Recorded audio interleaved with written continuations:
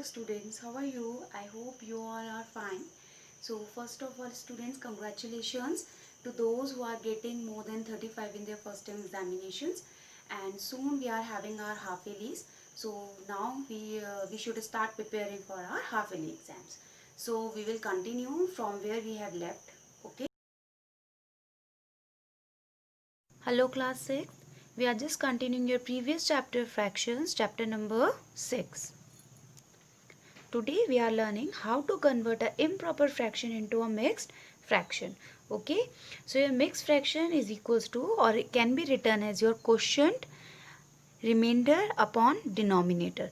Quotient will be written as your whole number part, and this remainder upon your denominator, or you can say your divisor. Okay, so remainder upon divisor as your fraction part, and you will read it as q r d, q and r upon d.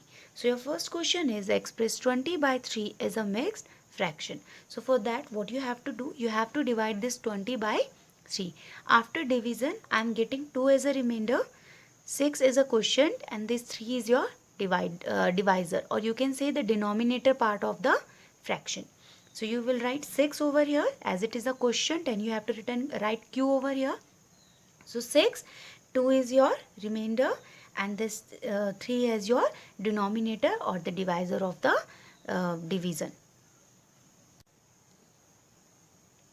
Next we are having converting mixed fraction into improper fraction. It means you have to convert a mixed fraction into an improper fraction, and how you will convert it, that improper fraction is equals to natural number part multiplied by the denominator plus numerator upon denominator. So your first question is, convert 2 whole 5 by 6 as an improper fraction. So you have to convert this 2 whole 5 by 6 as an improper fraction. So what I have written, that the natural number part multiplied by the denominator. So what is your natural number part over here? It is your 2. So you will write 2 multiplied by 6 plus your numerator. Plus, what is your numerator? 5 upon denominator. What is your denominator? 6. Clear? So 2 6 are 12. So it will be your 12 plus 5 upon 6, and 12 plus 5 will be 17. So this will be your 17 upon 6. Okay, so this is the way of converting an improper fraction, a mixed fraction into a improper fraction. Your second question is same, that convert 5 whole 6 by same into an improper fraction. Same process, multiply these two and then add this one. So your 5 multiplied by 7 plus 6 upon 7. Okay, 5 sevens are 35. 35 plus 6 upon 7. 35 plus 6 will be 41. So 41 upon 7 will be your answer. Clear? Next we are having equivalent fractions. So what are equivalent fractions? Equivalent fractions are the fractions that have the same value or represent the same part of an object. Here the value remains the same, but the form of the fraction changes. Okay. So equivalent fractions are the fractions in which the value of the fraction is same, but only the form of writing the fraction changes. So here I have done one example. Here you can see I have drawn 3 circles. In first circle I have divided this circle into 2 equal parts, and I have written the fraction as 1 by 2. In second one I have divided the whole circle into 4 equal parts. I have shaded the 2 parts and I have written the fraction as 2 by 4.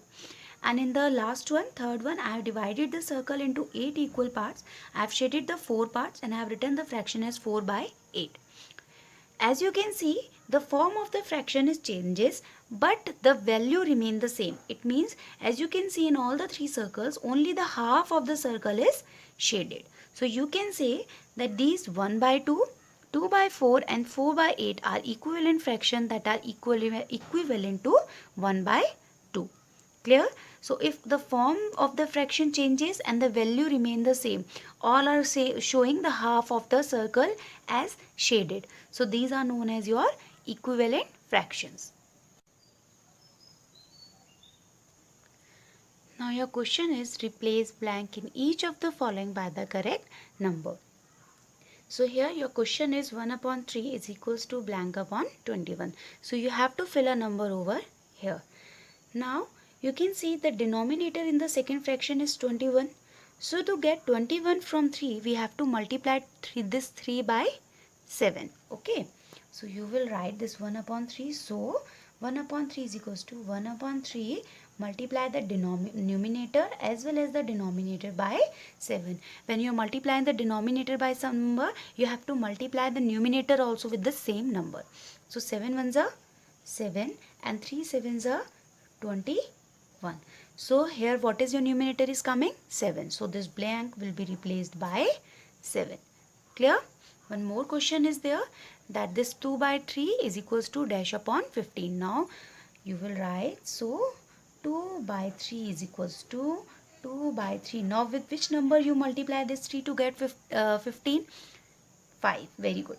So when you multiply this 3 with 5, you have to multiply 2 also with 5. So 2 5s are 10 and 3 5s are 15. So this is coming your numerator. So your numerator will be 10. Clear? Next we are having 45 by 60 is equals to 3 upon blank. So you have to fill this blank. Now to get 3 from this 45, what you have to do? This is a bigger number. You have to get a smaller one. Obviously you have to divide it. Okay.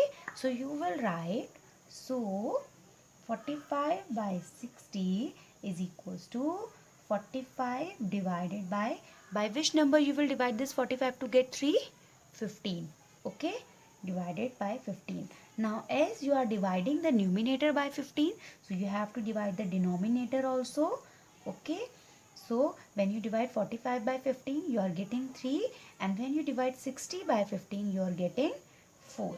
Okay. So that's why here this blank is replaced by 4. Clear?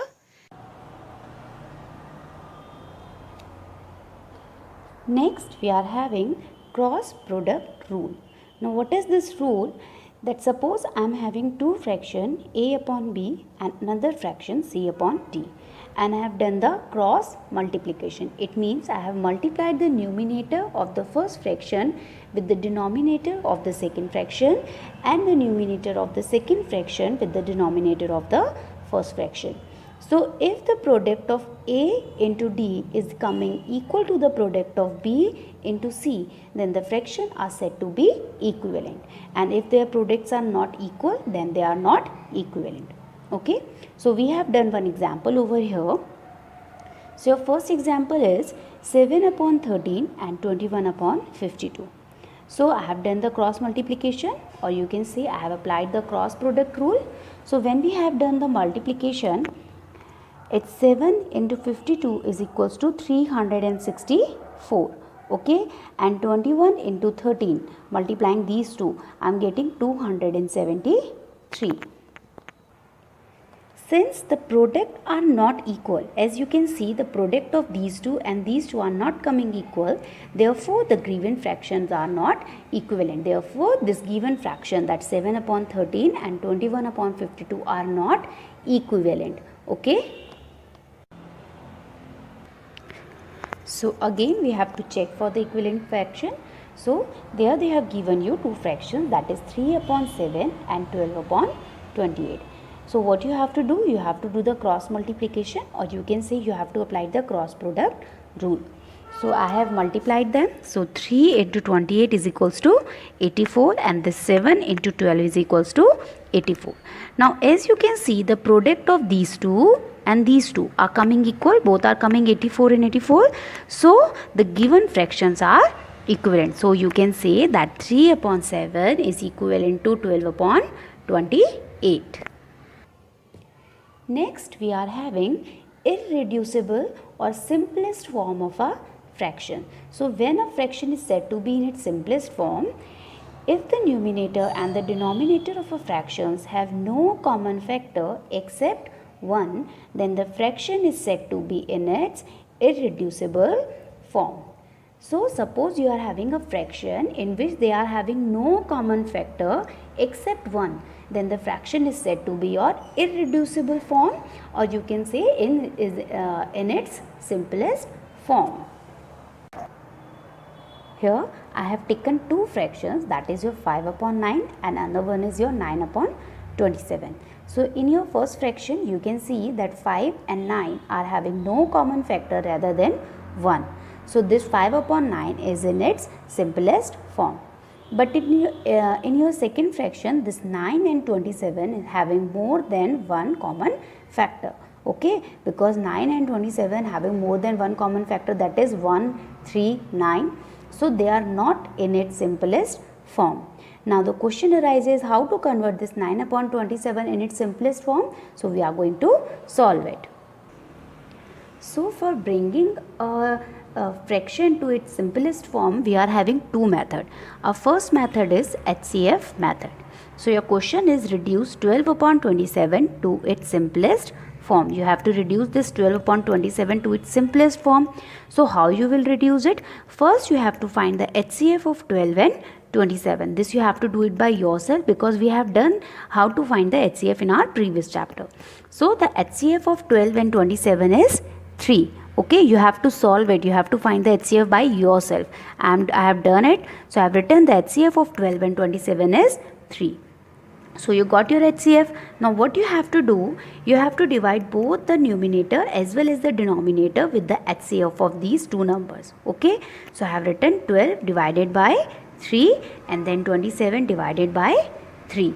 Okay, and when you divide 12 by 3, it is you are getting 4, and when you divide 27 by 3, you are getting 9. So you have reduced this 12 upon 27 and what you are getting 4 by 9. So this is the simplest form of 12 upon 27. Okay, it means here this fraction 4 upon 9 having no common factor other than 1. Next is your prime factorization method. So your first question is reduce 510 and 210 to its lowest form. It means you have to reduce this fraction to its lowest form. So in prime factorization method, we have to do the prime factorization of 510 and 210, that is the numerator as well as of the denominator. So here I have done the prime factorization of 510 as 2 into 3 into 5 into 17 and 210 as 2 into 3 into 5 into 7. So I have cut this 2 from this 2, this 3 from this 3, this 5 from this 5. So what I am getting in numerator 17 and in denominator 7. Okay, so I have written here 17 upon 7 and this is your lowest form. So when I have reduced this 510 and 210 to its lowest form or lowest term, what I am getting 17 upon 7. Okay, so thank you and have a nice day.